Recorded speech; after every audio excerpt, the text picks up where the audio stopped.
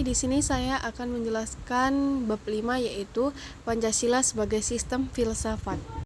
A. Pengertian dan pentingnya Pancasila sistem filsafat. Istilah filsafat berasal dari bahasa Yunani, tersusun dari kata philos yang berarti cinta atau philia yang berarti persahabatan, tertarik kepada, dan kata sophos yang berarti kebijakan, pengetahuan, keterampilan, pengalaman praktis, dan intelijensi. Adapun istilah filosofos pertama kali digunakan oleh Pythagoras untuk menunjukkan dirinya sebagai pecinta kebijaksanaan atau lover is wisdom, bukan kebijaksanaan itu sendiri. Dalam filsafat harus refleksi radikal dan integral.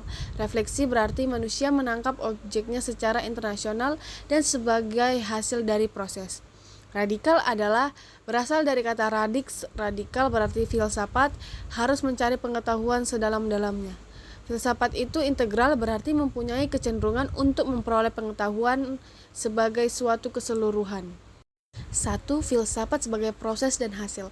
Filsafat sebagai proses dan produk berpikir manusia merupakan pemikiran teori tentang Tuhan, alam semesta secara keseluruhan yang mencakup hidup manusia yang ada di dalamnya.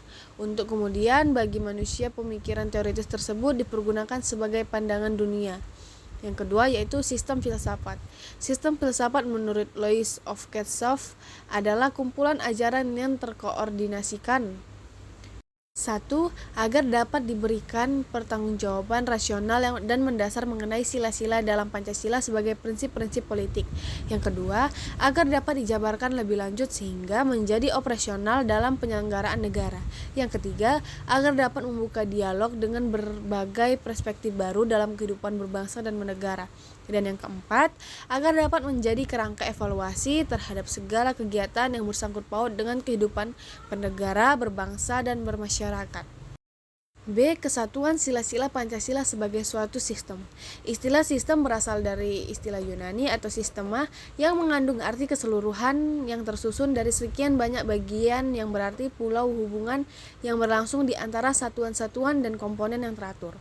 Pancasila sebagai suatu sistem filsafat merupakan hasil perenungan yang mendalam dari para tokoh kenegaraan Indonesia. Hasil perenungan itu dirumuskan suatu sistem filsafat yang dimaksud memenuhi ciri-ciri berpikir kefilsafatan. Beberapa ciri kefilsafatan meliputi: 1. Sistem filsafat harus koheren. Yang kedua, Stetten dan Dap Bagam mempunyai fungsi dan kedudukan tersendiri dan segan filsafat harus berada menyeluruh. Yang ketiga, sistem filsafat harus bersifat mendasar. Yang keempat, sistem filsafat bersifat spekulatif. C. Kesatuan sila-sila sebagai sistem filsafat. 1. Filsafat Pancasila sebagai genetivus objektivus dan genetivus subjektivus. Pancasila sebagai genetivus objektivus artinya nilai-nilai Pancasila dijadikan sebagai objek yang dicari landasan filosofinya berdasarkan sistem-sistem dan cabang-cabang filsafat yang berkembang di barat. Menurut Notogaroto, tahun 1975, Pancasila kalau tinjau asal mulanya atau sebab terjadinya, maka Pancasila memenuhi syarat 4 sebab atau kausalitas menurut Aristoteles, yaitu 1. Kausa materialis atau asal mula bahan. Yang B. Kausali formalis atau asal mula bentuk. Yang C. Kausa efisien asal mula karya. Dan yang D. Kausa finalis atau asal mula tujuan. Pancasila sebagai genetivus subjektivus artinya nilai-nilai Pancasila dipergunakan untuk mengkritisi berbagai aliran filsafat yang berkembang, baik untuk menemukan hal-hal yang sesuai dengan nilai-nilai Pancasila maupun untuk melihat nilai-nilai yang tidak sesuai dengan nilai-nilai Pancasila. Kedua, landasan ontologis Pancasila.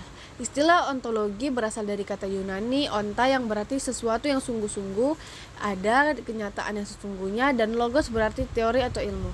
Pandangan ontologi dari Pancasila adalah manusia, satu, rakyat, dan adil. Untuk memahami kesesuaian antara landasan sila-sila Pancasila dengan hakikat sifat serta keadaan negara, maka menurut Notonagoro terdapat 3 teori asas hubungan di antara dua hal yang diperbandingkan, yaitu 1. Asas hubungan yang merupakan sifat atau kualitas. Asas hubungan yang berupa bentuk, luas, dan berat atau kuantitas. Yang kedua, asas hubungan yang berupa sebab dan akibat atau kausalitas. Yang ketiga, landasan epistemologi Pancasila. Epistemologi berasal dari kata Yunani episteme dan logos. Episteme biasa diartikan sebagai pengetahuan atau kebenaran, dan logos episteme pikiran atau teori. Epistemologi adalah cabang filsafat menyelidiki sejarah kritis hakikat, landasan, batas-batas, dan patokan kesahihan pengetahuan. Yang keempat yaitu landasan aksiologis Pancasila. Landasan aksiologis Pancasila berujuk pada nilai-nilai dasar yang terdapat di dalam pembukaan Undang-Undang Dasar 1945. Diteken, nilai dasar itu harus menjadi koma menghayati nilai instrumental yang terdapat dalam peraturan perundang-undangan berupa Undang-Undang Dasar 1945, ketetapan MPR, Undang-Undang Peraturan Pemerintahan pengganti Undang-Undang Peraturan Pemerintahan, keputusan Presiden, peraturan daerah. D. Hakikat sila-sila Pancasila. Kata hakikat dapat diartikan sebagai suatu inti yang terdalam dari segala sesuatu yang terdiri dari sejumlah unsur tertentu dan dapat mewujudkan sesuatu itu, sehingga terpisah dengan suatu lain dan bersifat mutlak. Pengertian kata hakikat dapat dipahami dalam 3 kategori, yaitu 1. Hakikat abstrak yang disebut juga dengan hakikat jenis atau hakikat umum yang mengandung unsur-unsur yang sama tetapi tetap dan tidak berubah. Yang kedua, hakikat pribadi sebagai hakikat memiliki sifat khusus, artinya terikat pada sesuatu. Yang ketiga, hakikat konkret yang bersifat nyata sebagaimana dalam kenyataannya. Hakikat konkret Pancasila terletak pada fungsi Pancasila sebagai dasar filsafat negara. Sekian yang dapat dijelaskan, lebih dan kurangnya saya mohon maaf. Sekian dan terima kasih.